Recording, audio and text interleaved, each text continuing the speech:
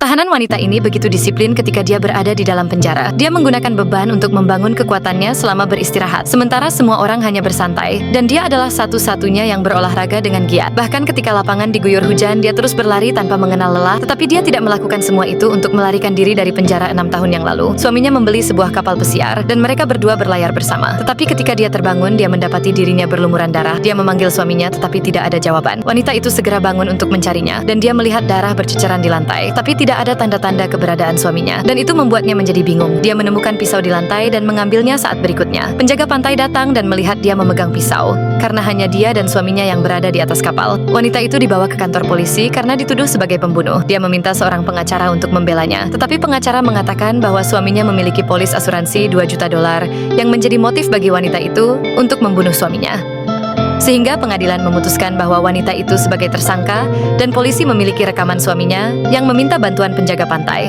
Sebelum dia masuk penjara, dia meninggalkan putranya dan menitipkan kepada temannya. Sebagai ibu asuh ketika di penjara, temannya itu datang mengunjungi wanita itu bersama putranya. Wanita itu sangat gembira dan dia ingin keluar dari penjara lebih cepat agar dia bisa bersatu kembali dengan putranya. Tetapi dia tidak pernah menyangka di bulan berikutnya tiba-tiba temannya menghilang bersama putranya. Dia tidak bisa menghubunginya hingga akhirnya dia mendapatkan nomor barunya melalui perusahaan tempat temannya bekerja. Kemudian dia bergegas untuk menanyainya dan temannya itu beralasan bahwa dia baru saja pindah keluar kota.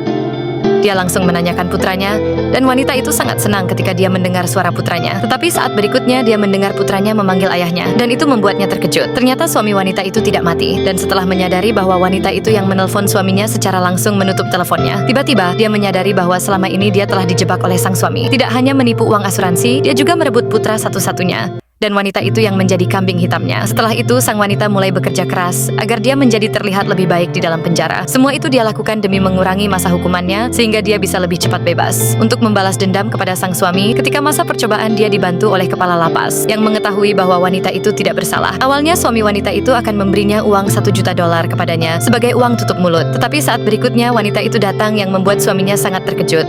Kemudian dia mulai menembaknya dan tembakannya itu hanya untuk mempermainkannya.